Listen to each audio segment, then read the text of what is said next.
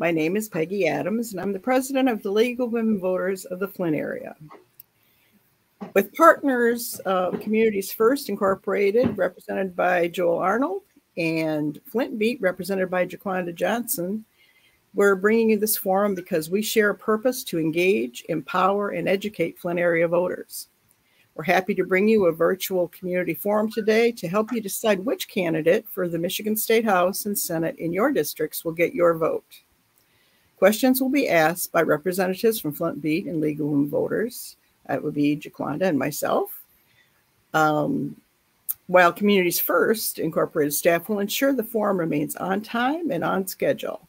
All candidates who have qualified to be on the ballot were invited to participate in the event. Some candidates chose not to participate, did not return requests for participation, had a scheduling problem, or in some cases, we just simply were unable to reach them. But to follow up, particularly for those candidates who didn't participate, be sure to consult Vote 411 to check their responses to questionnaires. All were informed that they would need to comply with certain rules, such as refraining from comments on other persons and only taking this opportunity to tell voters about their own qualifications, priorities, and outlook. All candidates are asked the same questions and all have the same 2 minutes in which to answer them. Thank you so much for taking the time to watch us today and being an engaged citizen. Again, thank you for joining us, and I'll be starting the questions. What are the 3 most pressing issues facing your district? And if elected, how will you address them? Yeah, that's a great question. So I look at Genesee, so this 27th Senate District covers most of Genesee County. And when I look at the issues facing us, number 1 is economic development jobs. Number 2 is education. And number 3 is dealing with old abandoned brownfields. Okay. Now, addressing each of these is their own piece. It probably requires more than 2 minutes per, but I'll jump into education first. So what I look at in terms of addressing education is really transitioning to what we would call a weighted funding formula for our public education. And so what that does, it says we need to recognize the fact that it doesn't cost the same to educate every kid. You know, if you have a kid who is in special education, that's more expensive to provide that a quality special education experience to that child. And it's more costly to provide a good education to a kid who's coming out of at-risk background or a child who is an English language learner. And so what a weighted funding formula would do is say, okay, we need to understand that the cost to educate kids is a little bit different, and we need to provide funding to the school districts based on the type of education that they need to provide to the kids that are within that district. So the school district has a higher proportion of special education students. We need to make sure that they're receiving the proper funding to give a quality special education to that school district. And that's something that a lot of states do that Michigan hasn't done previously. Now I'm going to jump into the brownfield piece. One of the pieces that I've been working on, so I've been a state rep since 2018. One of the pieces I've been working very hard on is making sure that all the economic development bills that, just 30 more seconds. Okay. All the economic development bills that come through, we really look at how they are actually focusing on those areas that really need that redevelopment. So the economic development package that we did at the end of December last year, that we're trying to make sure we get the electric vehicle manufacturing in Michigan. We made changes to that, and I worked hard to get changes to it that would allow sites like Buick City to be eligible for the dollars that are available through that program. And I've been working on that for multiple different economic development programs that we've been going through. And I think we're very, very close to actually getting ink on a deal to redevelop, particularly Buick City, but also working on other properties as well. Thank you. Question 3, what best practices will you employ while making decisions on behalf of the residents of the 27th District?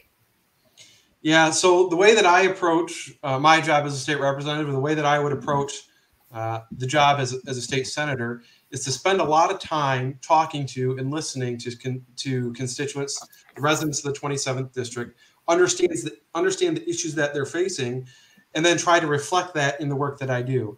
And when I come at a particular issue, so I've been really working very hard on manufactured housing reform, which is an issue that popped up in Swartz Creek, which is in my house district, where you have out-of-state private equity firms, one out of Utah that bought a number of different communities throughout Genesee County, but a good number within my district, and started engaging in some bad business practices. I sat down with the residents. They were told me about these issues. I took time to learn in greater depth about it in the environment.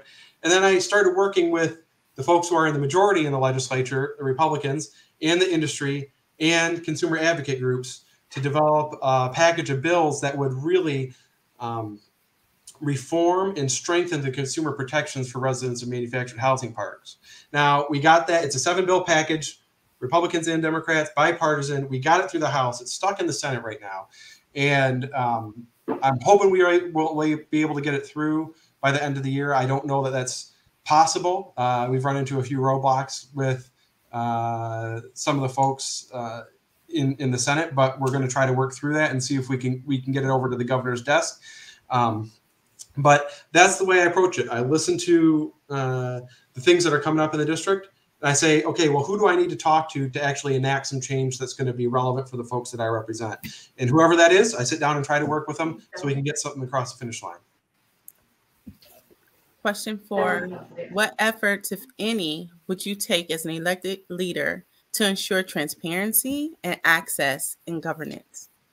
Yeah, so I have signed on to bills, and I ended up voting for something that folks will see in November on the ballot, which would require financial disclosure on the part of elected officials, legislators, and executives in state government, so that we have to put forward what are our sources of income, what are our investments, and I think that's something that folks. It also says if there's a conflict, that we need to be abstaining and not participating in votes that affect our personal finances. That's something that a lot of states do. Michigan has not done it previously, and I think we should do it because, quite frankly, people should know that the things that I'm doing as a representative or the things that any legislator is doing or elected official is doing are reflective of their viewpoints of what's going to be good for the folks in Michigan and the people in the district that they represent, as opposed to having an ulterior, personal financial interest in something that's being enacted through the legislature. So I signed on to that a bill package that does it. I ended up voting for the ballot measure that folks are going to see in November. I think it's important. I think, quite frankly, what we see in the ballot measure could be stronger, but I thought it was far better than what we have today. And in addition to that, I think there's some strengthening that can be done in terms of financial disclosure for groups that are trying to impact elections. So, we do have a disclosure for regulated, like my house campaign we have to file disclosures and PACs have to do that. But there's also what's considered quote unquote dark money that disclosure is not required for. And we need to make sure that gets opened up for disclosure as well. Thank you. I would like to ask you how you can work as a senator to improve public safety and blight elimination in local communities. It's a great question. So, and it's an issue that I've dealt with as a rep, and I'm going to be dealing with it more as a senator. One of the things, and we look at public safety in Genesee County and blight, a lot of this is tied to the fact that our local governments don't have the resources to deliver those public safety services or address the blight. And, I live in the city of Flint, and we look with the city, we have a situation where previous to what just happened, $40 million every year would have to be dedicated to pay unfunded pension liability that was racked up over the previous decades. And what we're going to have is the majority of the revenue that the city's going to be getting would be going to pay unfunded liability and wouldn't be available to provide for services. So one of the things that we worked on was trying to make sure that not just the city of Flint, but all local units of government that have underfunded pension systems get up to 60% funded. So folks might have seen some headlines about the city getting dollars to address unfunded pension liability. Well, that's something that we've been negotiating. And quite frankly, there was a measure in the House about a year ago where the Republicans put forward doing the same thing, but it would address all municipalities except for the city of Flint. And the city of Flint would have been left behind. Now, as a rep, I worked hard to convince my colleagues to not support that because it would have left us behind and would have addressed everybody else. And we were able to make sure that we got enough no votes so that it could, so that a veto could not be overridden. And what that allowed is, as we went through this budget process, to renegotiate that so that it addressed not just every other community, but also the city of Flint, plus all the underfunded communities throughout Michigan, which includes cities like Burton, Davison, Flushing, Mount Morris Township. They're all going to be benefiting from what we were able to do. And that repositions dollars that we're going to have to pay unfunded liability can now be put back into public safety services, other local services addressing blight. Thank you. How would you approach ensuring that local communities receive the revenue they need from state government to fund basic local services, such as parks, recreation centers, transportation, and public safety? Yeah. So I talked about one piece, which is trying to make sure we get the unfunded liability addressed. And now that doesn't sound like, because I didn't get a chance to go too deep into why that helps deliver local services, but we can think about it like this. You have an unfunded pension liability, and it's kind of like having a mortgage, right? In if you have a mortgage with, $100,000 mortgage, your monthly payment is a lot higher than if you have a $50,000 mortgage, right? So by reducing that unfunded liability, what we're essentially doing is reducing the required annual contribution that municipalities have to provide to eventually get to that 100% funded status. So as we address that, that frees up those local resources. Now that deals with pension liability, what we did just this year.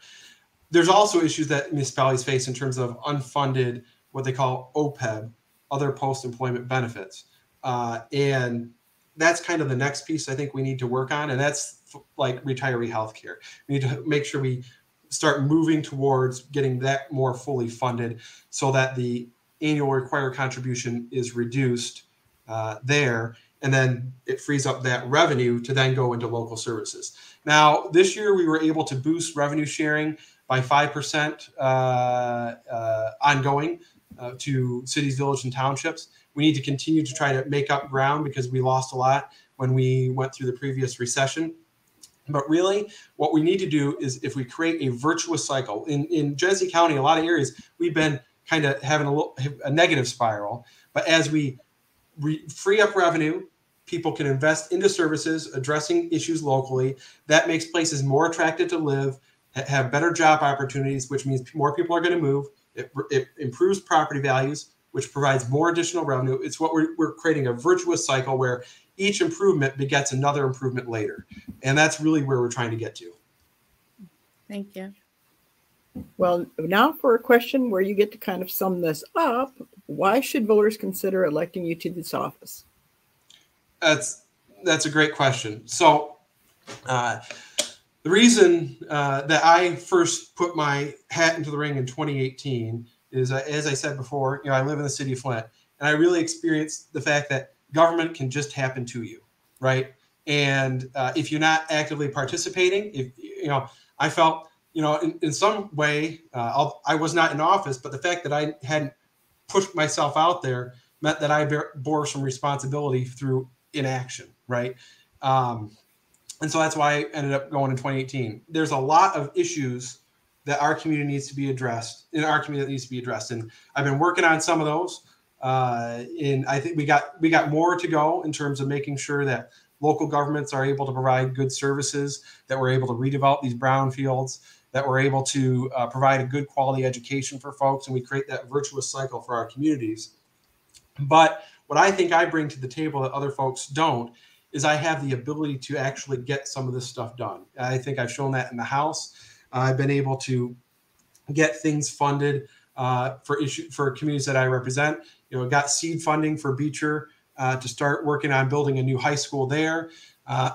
in my portion of my district borders I-69, I've been able to get funding for a sound wall. We're really close working on Buick City. We're able to get the state park in funding for a state park in Chevy Commons. I've been real close to getting a number of different items for the manufactured housing.